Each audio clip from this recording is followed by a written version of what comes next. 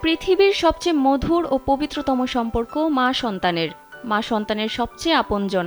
গোটা মানবজাতির জন্যই স্রষ্টার সবচেয়ে বড় নেয়ামত হলো মা।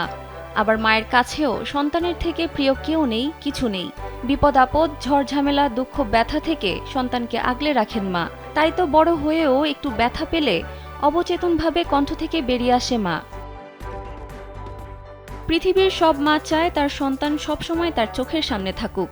এ যেন তার এক চোখের শান্তি। আর এই মা থেকেই যখন তার সন্তান চোখের আড়াল হয়ে যায়, তখন এই অনুভূতি প্রকাশ করার কোনো ভাষাই থাকে না। অথচ এমনই এক মা আর ছেলের ভালোবাসা ও নারীর সম্পর্কে বাধা হয়ে দাঁড়িয়েছিল রাজনৈতিক কাঁটাতার। দীর্ঘ ৭ বছর বিএনপি চেয়ারপারসন ও সাবেক প্রধানমন্ত্রী বেগম খালেদা জিয়ার সঙ্গে সশরীরে সাক্ষাৎ হয়নি তার ছেলে বিএনপির ভারপ্রাপ্ত চেয়ারম্যান তারেক রহমানের। মঙ্গলবার উন্নত চিকিৎসার জন্য লন্ডন যাবেন বিএনপি নেত্রী। আর এর মাধ্যমে ৭ বছর পর গর্ভধারিণী মাকে সামনাসামনি দেখতে পাবেন বিএনপির এই ভারপ্রাপ্ত চেয়ারম্যান। এর আগে চোখ ও পায়ের ফলো আপ চিকিৎসার জন্য ২০১৭ সালের ১৫ জুলাই সন্ধ্যায় এমিরেটস এয়ারলাইন্সের একটি ফ্লাইটে লন্ডনের উদ্দেশ্যে ঢাকা ত্যাগ করেন খালেদা জিয়া। সে সময় বিএনপির তৎকালীন senior vice chairman Tarique Rahman এবং যুক্তরাজ্যে বিএনপির বিপুল সংখ্যক নেতাকর্মী বিমানবন্দরে খালেদা জিয়াকে স্বাগত জানান। লন্ডনে মা ও ছেলের এ সাক্ষাৎকালে আবেগাপ্লুত হয়ে পড়েন খালেদা জিয়া ও তারেক রহমান উভয়ই। তারেক রহমান তখন নিজের গাড়িতে করে মা খালেদা জিয়াকে গন্তব্যে নিয়ে যান।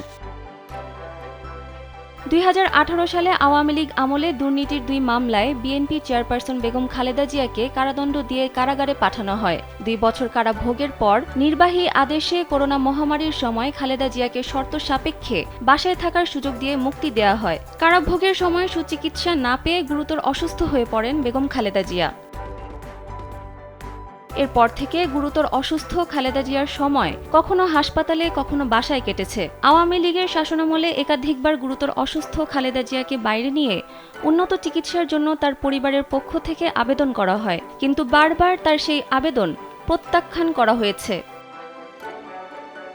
তবে গত ৫ আগস্ট ছাত্র জনতার আন্দোলনে আওয়ামী সরকারের পতনের পর পরিস্থিতি বদলে যায়। সব মামলা ও সাজা থেকে মুক্তি দেওয়া হয় বেগম খালেদা জিয়াকে। তিনি শুধু মামলার আইনি জটিলতা থেকে মুক্তি পাননি, চিকিৎসার জন্য বিদেশে যাওয়ার সুযোগও পেয়েছেন। কাতার আমির Sheikh Tamim bin Hamad Al থানির পাঠানো বিশেষ এয়ার অ্যাম্বুলেন্স ফ্লাইটে লন্ডনে পৌঁছার পর বিমানবন্দরে খালেদা জিয়াকে স্বাগত জানাবেন বিএনপির ভারপ্রাপ্ত চেয়ারম্যান তারেক রহমান, তার স্ত্রী এবং যুক্তরাজ্যে বিএনপির নেতাকর্মীরা। সানজিদা ইসলাম, কালবেলা।